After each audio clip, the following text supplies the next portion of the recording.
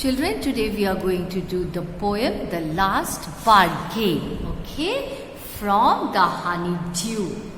This session is for class 8.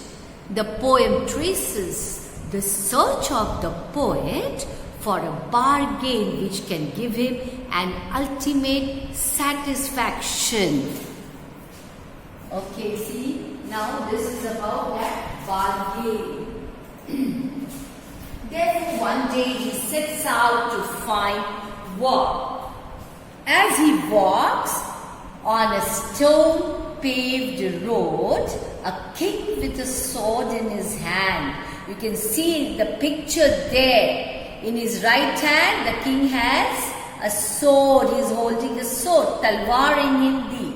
Okay, and he comes riding in a chariot and offers to hire the poet with his power.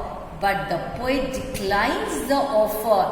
Yes, kings are always very powerful. They are so wealthy, so powerful. But this man, he says no to the offer. What does he do? The poet declines the offer. That is, he says no. So, he declines the offer given to him by the king.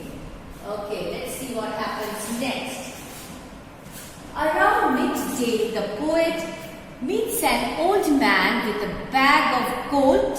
See, there in the picture, that man, what does he have? He's holding a bag which is full of gold. Who displays, and what does he do? He displays his wealth by counting his coins one by one. So that bag is full of what? Gold coins. He offers to hire the poet in exchange for his wealth, but is rejected. So this offer is also declined by the poet. First the king comes, tries to show his power, his wealth. What does the poet do? He declines his offer. Next, who comes? A man, an old man with a bag of gold. He displays his wealth. He shows his wealth by counting the gold coins. What does the poet do? He rejects that offer. Let's see what happens next. In the evening, a young fair maid, look at the picture there, that's a young fair maid, comes to hire him with her smiles. However, the poet refuses to strike a bargain with her, so her smile fades away and she retreats into the oblivion. Now see, she looks so disappointed. See, in the picture, because rejected by the poet. Next, let us see what happens.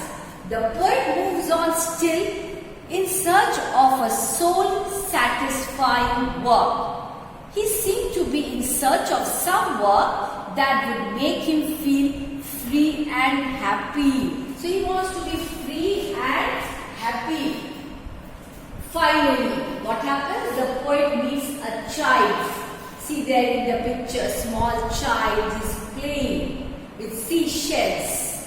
So finally the poet meets a child playing with seashells. He offers only friendliness and cheer, that is happiness and nothing else. And that is what the poet is looking for. That is what he wants. He doesn't want power, he doesn't want wealth. He is not interested in such things. The poet gladly takes up the job of being his playmate. So he takes up the job of what? He decides to be his friend. Play with him, be cheerful. So children, that was the essence of the poem, The Last Bargain. Okay children, now let's have a look at the moral brief. What do we learn from this poem? Power cannot win hearts. We can never win the heart of any person with power or money.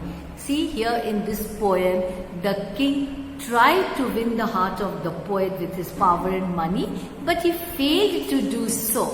Yes. Okay, now let's have a look at the next point. What is it? Freedom. Freedom is more important than wealth and beauty. Here in this poem, the poet wanted what? Freedom. Money. Money does not bring peace of mind. Very true. It does not bring happiness. We are the master of our mind. We are the master of our mind. We can have our own wishes. Yes, very true. Okay, children. So, please read, revise this poem, underline all the difficult words, go through the poem, read it with proper comprehension. That's all for this session. Thank you. Bye.